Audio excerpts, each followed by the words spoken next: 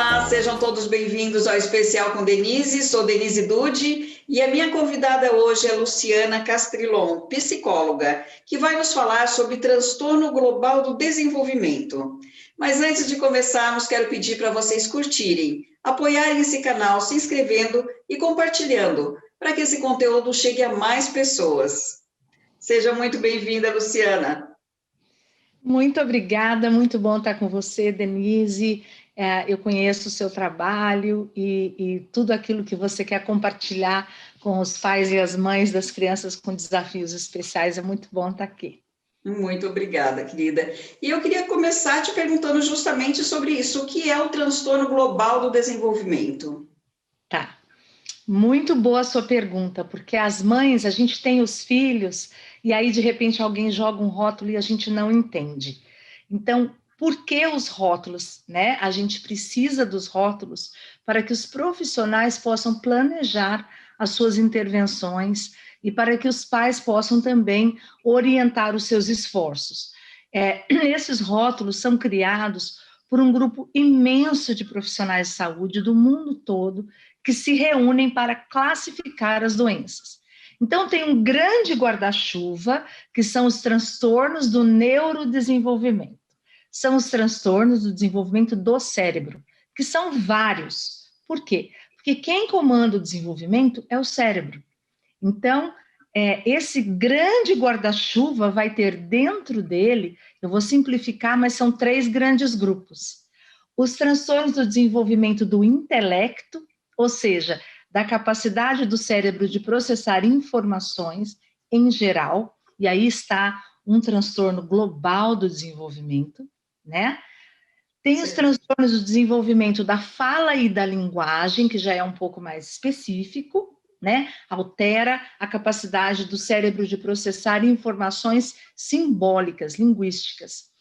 E o terceiro grupo, que é o transtorno do desenvolvimento do autismo, no espectro do autismo.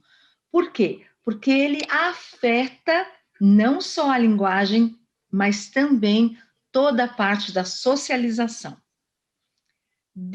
Então, tem o grande guarda-chuva, o transtorno do desenvolvimento do cérebro, aí pega mais o intelectual, então nós temos os transtornos globais do desenvolvimento, deficiência, quando a criança é pequenininha, e quando cresce, a deficiência intelectual, as dificuldades de linguagem e todo o grupo de autismos. Tem o autismo sem dificuldades intelectuais e tudo agora está dentro do autismo, né?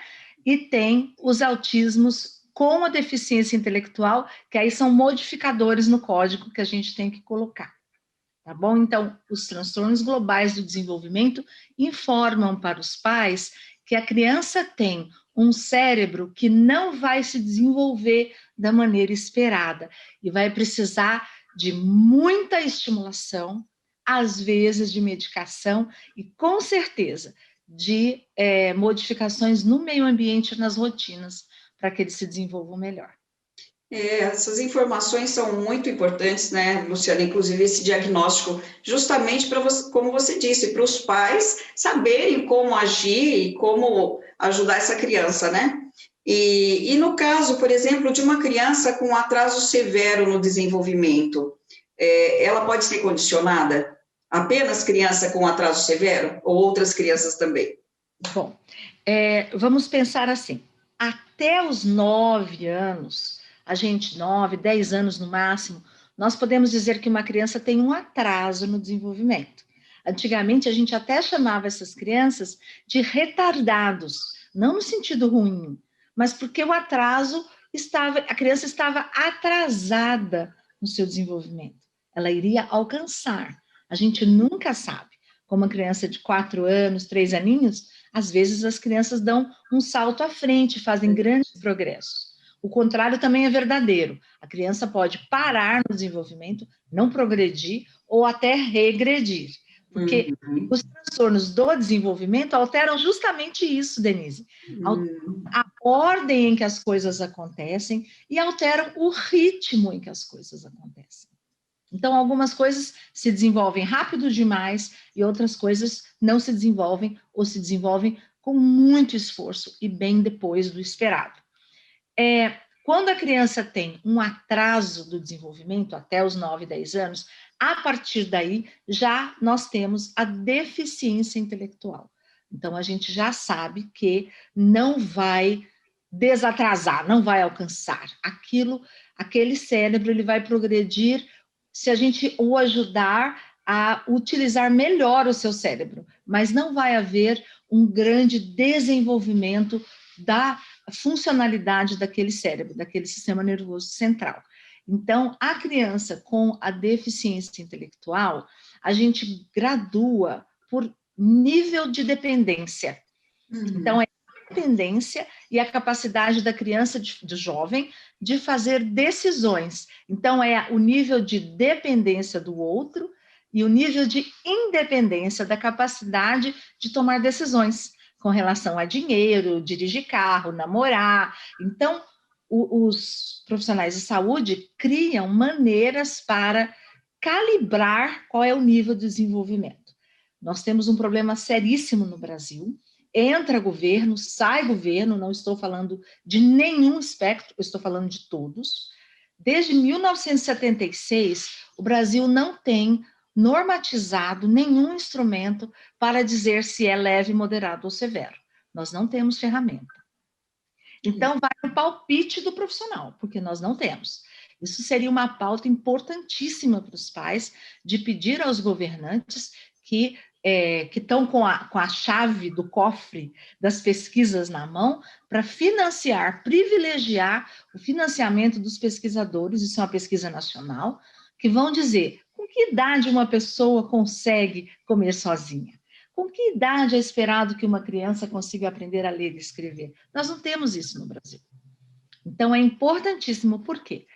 Porque aí você consegue calibrar o que é uma deficiência intelectual leve, que afeta mais a parte acadêmica e dificulta algumas profissões, né? Moderado, em que o jovem vai poder desenvolver várias funções, mas vai ter bastante dificuldade de aprendizado, até das habilidades adaptativas do dia a dia, mas tudo tem que ser ensinado e ensinado devagarzinho. E a deficiência intelectual severa, aonde o jovem vai precisar de apoio por toda a sua vida, e mesmo as atividades básicas de autocuidado não vai conseguir fazer sozinho ou sozinha. Então, isso é que os pais vão percebendo no decorrer da vida da criança e vão cobrar dos técnicos que eles dão para eles uma ideia do qual nível de suporte que aquela pessoa vai precisar. Isso é muito importante, com certeza, né, Luciana? Vai ajudar muito. Agora, falando dos pais, estávamos conversando, você me disse uma coisa que eu achei muito interessante, sobre o treinamento dos pais. Isso realmente ajudaria muito, né, em casa com seus filhos. Como seria esse treinamento? É da água para o vinho, Denise. Aqui eu moro e trabalho, né, numa área em que nós temos uma mentalidade de trabalho mais multiprofissional, em equipe, e com muito apoio do governo para capacitar os pais. Pesquisas de segmento de muitos anos, elas mostram que mesmo aqui, onde tem escola em tempo integral, tem terapia na escola, o pai não fica pipocando para lá e para cá. Não, é na escola. Que tem treinamento profissionalizante, tudo certinho, ainda mesmo assim, aqui, a variável mais importante para o sucesso e a adaptação, a melhor adaptação da criança e do jovem com transtornos do neurodesenvolvimento é a capacitação dos pais. Isso é muito importante, né? Aqui, que haja isso aqui também, né? No Brasil. Você, só para que as pessoas que estão nos assistindo, você está onde, Luciana?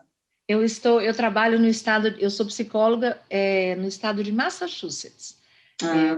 A capital nossa é Boston, é referência, né? E é referência mundial em qualidade de atendimento em autismo, o meu estado. No resto dos Estados Unidos há bons estados, em geral o atendimento é melhor, porque houve um grupo de pais que brigou há mais ou menos 40, 50 anos atrás, eles se juntaram, cansaram de esperar os políticos e processaram o governo. Essa é uma outra história de como Entendi. o pai se organiza e luta pela melhoria do atendimento da sua criança. Mas eu acho que é uma boa ideia, né? Que os pais se unam para buscar uma melhor qualidade de atendimento e também esse treinamento, que eu achei muito interessante, muito importante para os pais, né? É. O treinamento, ele acontece, Denise, de duas maneiras. Tem uma parte que é um treinamento que pode ser feito online, Hum, né? Para você aprender sobre esse cérebro, para você aprender as técnicas de modificação de comportamento. Depois a gente vai falar um pouquinho sobre isso, eu gostaria, porque tem várias técnicas de modificação, de modificar o comportamento, né? Porque o que é entendi. difícil nos transtornos do neurodesenvolvimento? O comportamento da criança ou do jovem não corresponde às expectativas do meio. Então, nós temos que modificar o comportamento.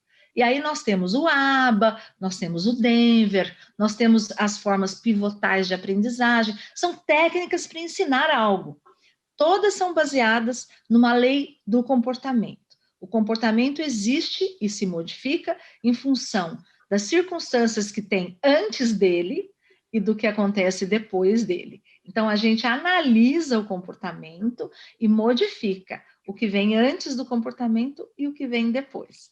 Então, os pais aprendem a observar a criança melhor, a entender esse comportamento, né? A saber o que esperar, né? Nas próximas etapas do progresso, identificar as dificuldades. E os pais aprendem também, porque parte desse treinamento é em casa, eles aprendem a modificar o seu próprio comportamento e as rotinas e o ambiente para que ele esteja melhor adaptado àquela criança.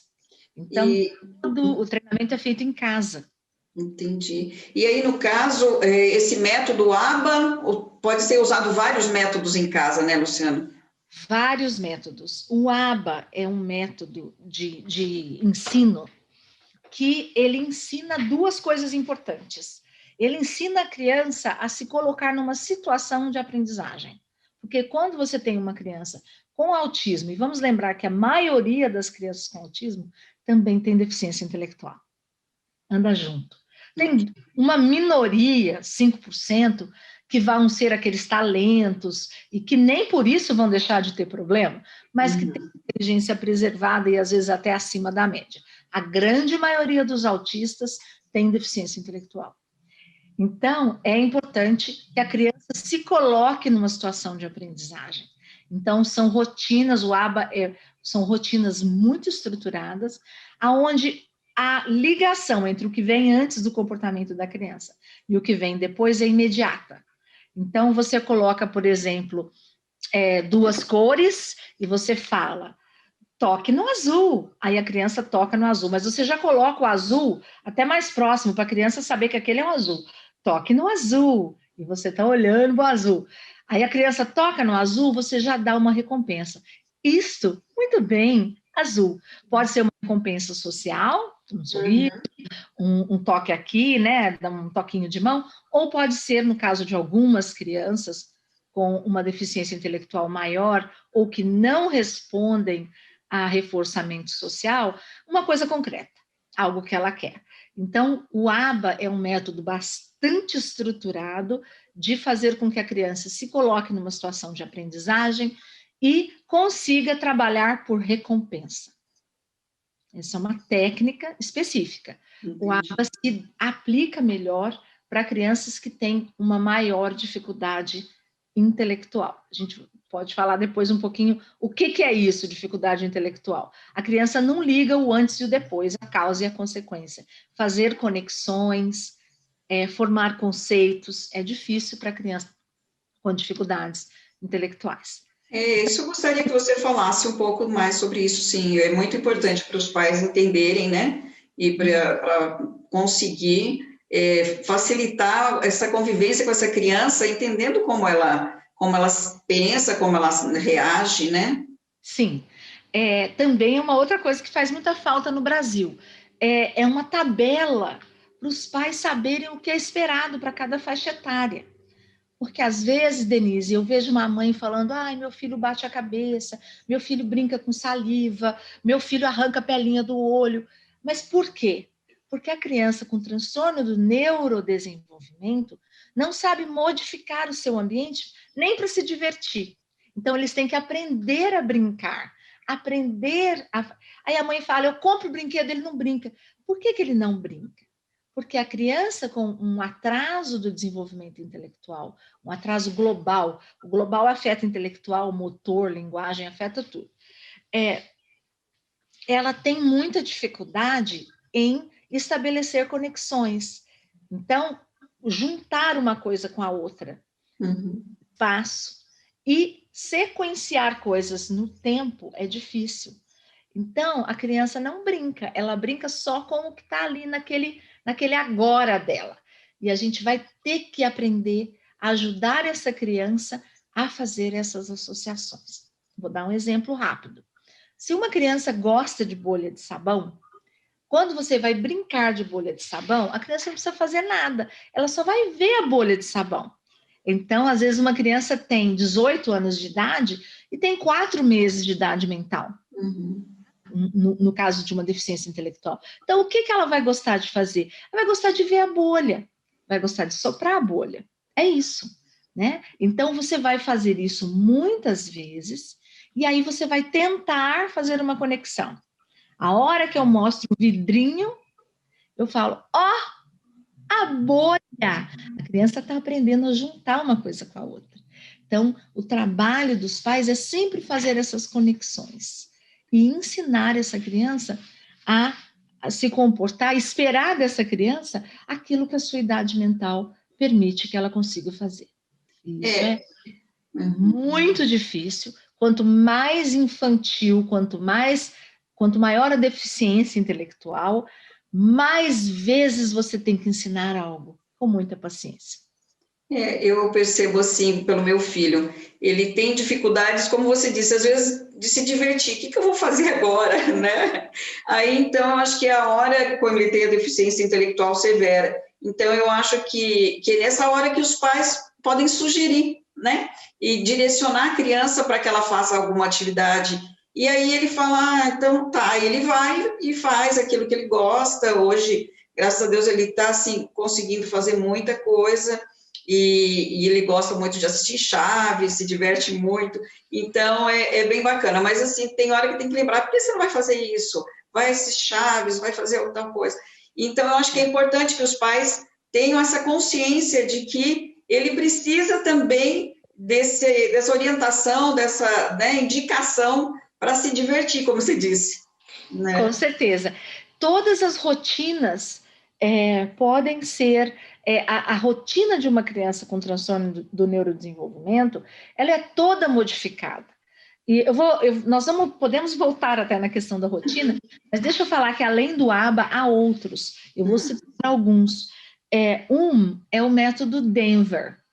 O Denver, ele foi inventado por pesquisadores, né, de uma universidade daqui dos Estados Unidos, e ele fala o seguinte, não precisa só ter o condicionamento de mesinha, que é o ABA numa mesa, para a criança estar numa situação formal de aprender algumas respostas, né?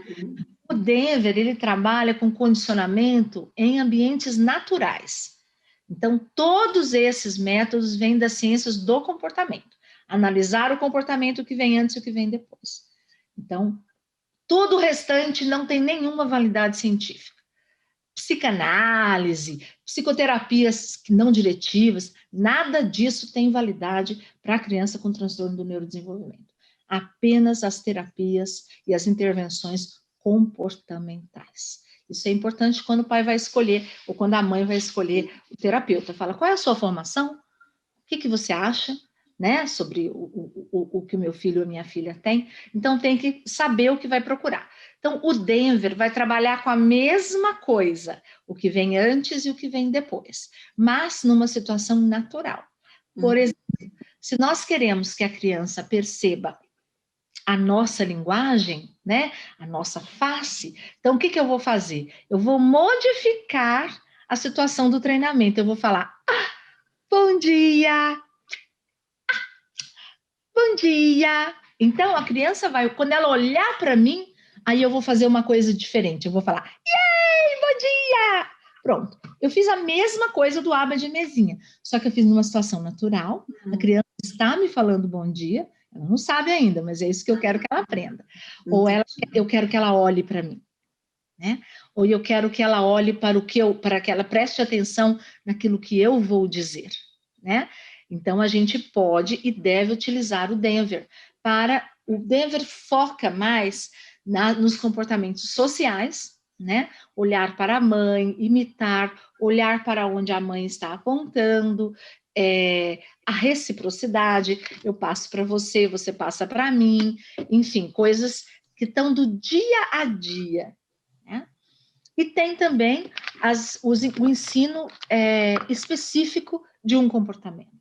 Aí você vai usar, por exemplo, a modelagem. Você quer ensinar a sua criança a apertar a pasta, mas não apertar tudo de uma vez, nem apertar fraquinho. Então, você vai aos poucos, junto com a mãozinha dela, apertando, fala, oba, olha lá, pronto, já deu um dedinho, muito bem. Então, você vai quebrar o apertar a pasta e botar na escova em várias etapas e vai fazer o reforçamento, o elogio da criança à medida que ela se aproxima daquele comportamento. Então, todas essas técnicas estão dentro das técnicas da análise aplicada do comportamento e são comprovadamente eficientes e importantes para a criança com dificuldades no desenvolvimento. O que você falou, é importante que os pais tenham esse conhecimento até para ver qual é o melhor profissional para ajudar o seu filho, né? Dependendo de cada nível de desenvolvimento dele. Com toda certeza. Eu vejo que muitas mães, eu tenho um plantão voluntário, então eu estou bem antenada com o que está acontecendo com as mães e os pais do Brasil. E a gente sabe que no Brasil a escola não é o dia todo, é só um pouquinho. A gente sabe que terapia, os convênios, às vezes, não vão dar aquele número ótimo de horas que aquela criança precisa, e na escola não tem especialista. Entra governo, sai governo, não tem terapeuta, não tem especializado em comportamento na escola, não tem psicólogo na escola, não tem fono na escola, não tem terapeuta ocupacional na escola, e não tem uma equipe de referência, como uma fisioterapeuta, né? Não tem. Então, os pais vão ficar pegando terapia aqui, terapia ali, e os terapeutas, ao invés de investir naquilo que é mais importante, que a criança fica só um pouquinho na escola, ela fica em casa. Em vez de eles investirem bastante no treinamento de pais, eles colocam a criança dentro do consultório e põem o pai para fora. Ou seja, a criança com deficiência intelectual não generaliza. Ela não pega uma coisa que ela aprendeu aqui e vai falar, eu posso usar ali, ali, ali. Não. Então, para que você vai trabalhar no consultório? Se a criança não vai ter diferença na casa da criança. É melhor chamar a mãe e falar, mãe, vou te mostrar uma coisa que eu vou fazer, ou perguntar para a mãe, o que você gostaria que a gente trabalhasse? Então, as mães falam para mim, eu não consigo sair de casa com meu filho. Então, tá bom, vamos trabalhar isso. Então, é aí que é a importância de uma mudança na formação dos profissionais no Brasil, para que eles percebam a importância do treinamento, da capacitação e do apoio emocional aos pais. Porque o pai de criança com necessidades e desafios especiais, e nós duas estamos nesse grupo, né? Forte, guerreiro, nós precisamos também do nosso apoio emocional. Sim, com certeza. Nossa, muito importante tudo que você nos falou. Eu acho que tem bastante coisa aí para os pais refletirem, para os pais buscarem, né, novas formas de fazer e acredito que profissionais mais adequados aí para cada criança, né, cada situação. Agora, e você tem mais alguma coisa que você gostaria de dizer, alguma dica, alguma coisa que você poderia dar para os pais? Sim, eu estou assim impressionada, Denise, com o fato de eu estar aqui nos Estados Unidos, você está aí no frio do Brasil e nós estamos juntas. Então, acho que a primeira coisa que eu quero contar é que a internet, até o corona, né, para nós uma familiaridade maior com a questão eletrônica.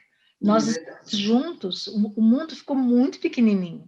Então, os pais devem procurar fontes seguras de capacitação online. quem tem conteúdo científico online. Tá cheio de vigarista, muito. Quem tem conteúdo online. Eu vou dar o exemplo de uma página, Nossa Vida com Denise, desculpa, Nossa Vida com Alice, né?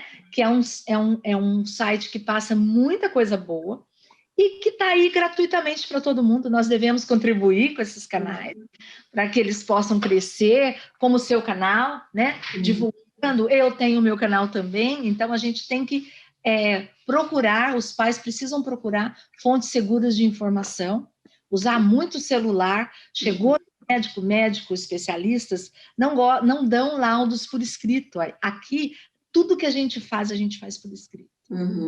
Então, aí o médico fala, eu acho que é isso. Dá um laudo lá que tem só, né, um código F84 e tal, vai embora. Não, você tem que cobrar do profissional. Fala assim, não, mas o senhor está recomendando o quê? O senhor está receitando Ritalina ou está receitando Risperidona, que é um medicamento fortíssimo, que aí no Brasil estão dando até para bebê. O senhor pode gravar para mim aqui por que o senhor está prescrevendo? Então, assim, os pais precisam ter uma postura bem ativa de cobrança dos profissionais, de busca daquilo que tem na internet de conteúdo bom e de tentar buscar gente que vai capacitar e programas de capacitação de boa qualidade. Aqui é gratuito, mas tem gente que vem para cá, faz o curso e aí vai para lá, e alguns cursos aqui são pagos e aí eles têm que cobrar e cobram muito caro.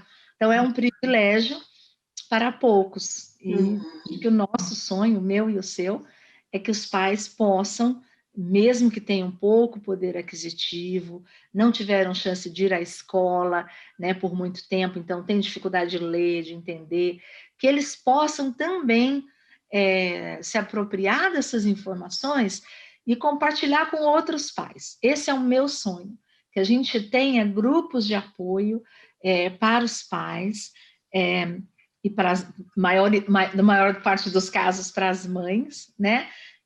A minha mãe foi voluntária durante 30 anos no Brasil de uma organização de apoio às famílias de dependentes químicos, e eu vi com meus próprios olhos a importância do grupo de apoio, né? Então, é preciso que haja grupos de apoio e grupos de formação e capacitação de pais para ajudar a organizar as rotinas do dia a dia, a gente saber que, por exemplo, vou dar um exemplo simples, as longas caminhadas são a intervenção que mais acalma pessoas com deficiência intelectual e autismos.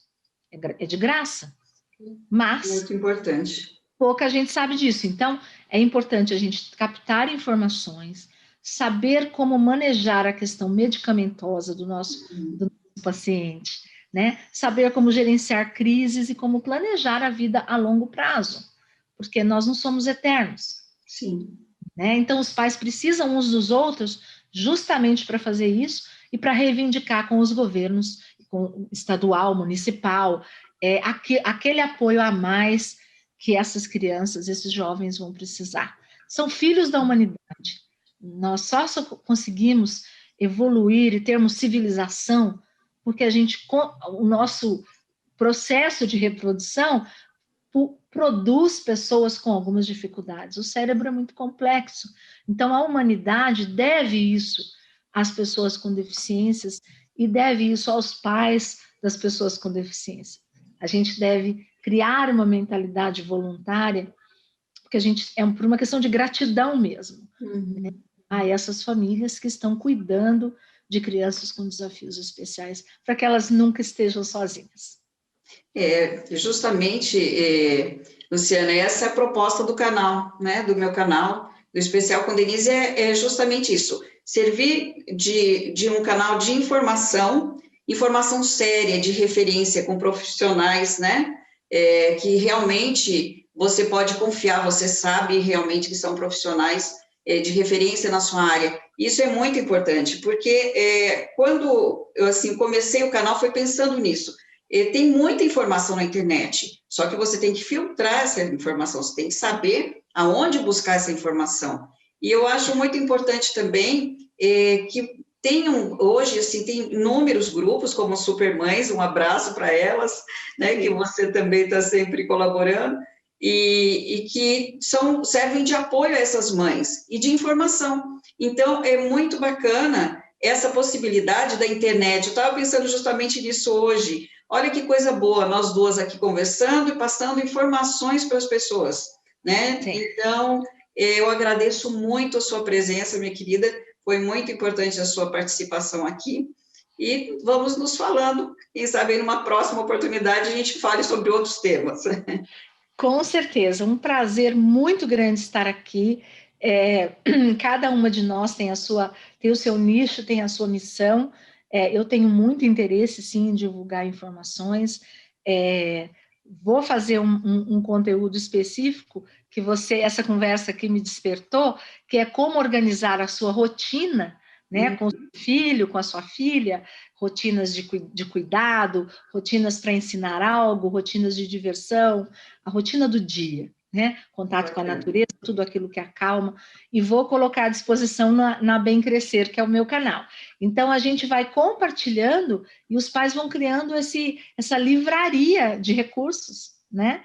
E eles podem contar com a gente. Eu sei, por exemplo, que você lê, através do Grupo Supermães, um super abraço também, que você lê as perguntas das pessoas, das mães, e isso vai ajudando a gente também, né, Denise? A criar conteúdo, né? A partir da onde o sapato está apertando, o que está difícil, e a gente vai tentando ajudar da melhor maneira possível. É um prazer enorme ter te conhecido. Você é de Campinas, onde eu trabalhei, onde eu fui professora da PUC de Campinas, então mora no meu coração. Foi muito bom chegar mais perto de Campinas, conhecendo você. Muito obrigada. Muito obrigada, querida. Tudo de bom. Tudo de bom para você, para as mães, para os pais e para as crianças e jovens que o nosso coração tocar. Obrigada. Tchau. Tchau. Muito obrigada por estarem assistindo esse vídeo e continuem conosco todos os sábados às 18 horas, tem novos vídeos, e aproveitem, curtam e compartilhem. Um abraço a todos.